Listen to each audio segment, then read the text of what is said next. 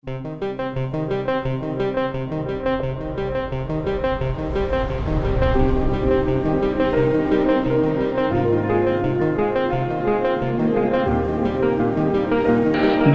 కలిగినప్పుడు దిగులు చెందని వాడును.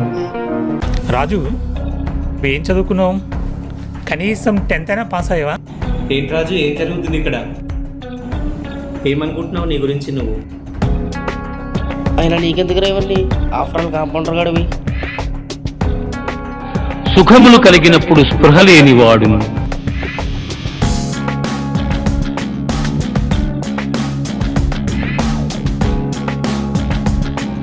రాగము, భయము, క్రోధము పోయినవాడును స్థితప్రజ్ఞుడని చెప్పబడును.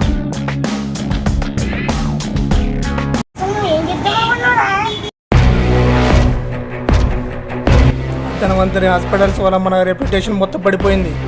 మీరంతా ఏం చేస్తున్నారు?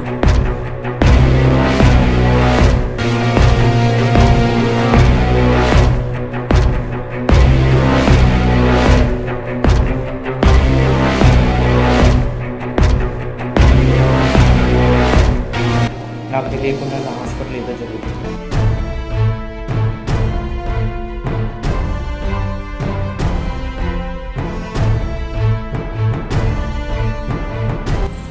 విరాట పర్వంలోని అర్జునుడు బృహన్నలుగానే ఉండొచ్చు.